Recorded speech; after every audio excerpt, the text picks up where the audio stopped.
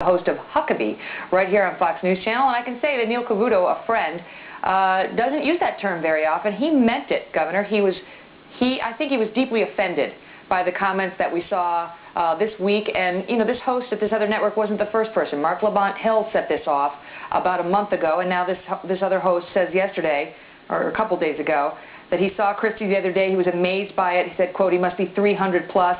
And that's something he's just going to have to deal with, because you're not going to say, I'm going to cut the budget, and then people will say, well, how about starting with supper? And you say what, Governor? Well, first of all, this is why I love Neil Cavuto. I think he's one of the smartest people in the business, and he's also one of the most direct and honest. And he's dead on. To criticize Chris Christie because of the amount of his skin is absurd. The man has done a phenomenal job in New Jersey. He's actually bringing the budget back to reality. He's taking on a lot of the sacred cows in that state. He's made a lot of people angry. And I think when people like that unnamed talk show host, who we all know who we're really talking about, when he makes these ridiculous and condescending comments, it really shows that he doesn't have anything to hit Governor Christie over in terms of substance, so he's just going to take him on about his appearance. And as a person who has struggled with my own weight for so much of my adult life, I just think it's one of the most to me, ridiculous kinds of things to attack people for.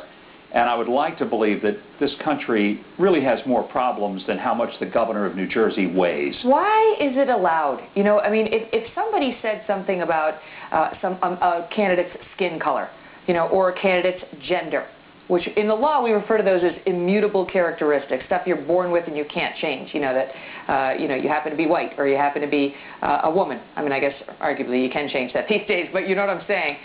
There would be such outcry, and yet a lot of people, as you point out in this country, really struggle with their weight. Oftentimes it is not through any fault of their own. I don't know what the governor's circumstances are, but why do people get a pass when they want to make fun of somebody's weight?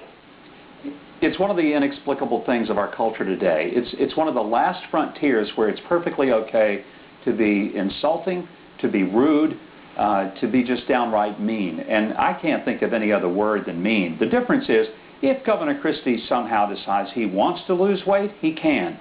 I'm thinking that talk show host, no matter how much he wants to, can't change the meanness and the callousness of his own character. So I'd rather be in Governor Christie's shoes, an effective governor doing a good job, proving that solid, conservative governing principles really do work, even in a state like New Jersey, than I can a person whose talk show probably gets about as many viewers as Governor Christie will shake hands with on any given day in New Jersey. So do you think that there is a misconception, a bias against heavy people, that they don't have their act together, that they're not pulled together somehow? Oh, look, they're slovenly. Look, they're not into fitness. They don't take care of themselves. How can they take care of the government? That there is this misperception that ties physical appearance to one's professional abilities.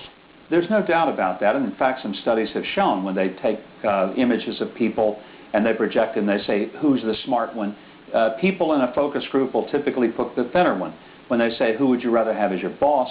I mean, it goes on and on. So there is a natural tendency to have sort of an inborn prejudice about people who may not be as attractive. And that can be whether they're overweight. Well, does he tap into that, though? Is this anchor then tapping into that, saying, just identifying a reality that Americans are going to have a negative association with an overweight politician? Oh, I think there's no doubt that there was, an intentional slight and an intentional dig. Because, again, he can't find anything substantively about Christie's policies that aren't really working.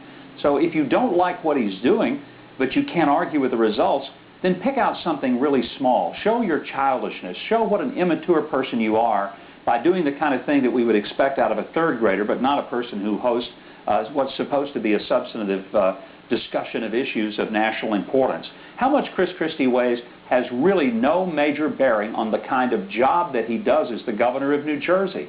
But if a person can't argue with the job he's doing, well, then just point out that he wears a bigger suit.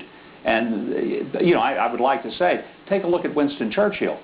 He was a pretty ample man. Take a look at George Washington's haircut. Wasn't exactly one most of us would emulate.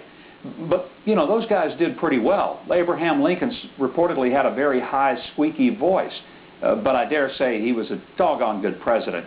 So the person's physical appearance and attributes, what they are, may be the key for some people, but I really hope to believe that it's the job that one does that matters a heck of a lot more than how well one photographs. Governor Mike Huckabee, thank you so much for being here. Always a pleasure, Megan. Thank you.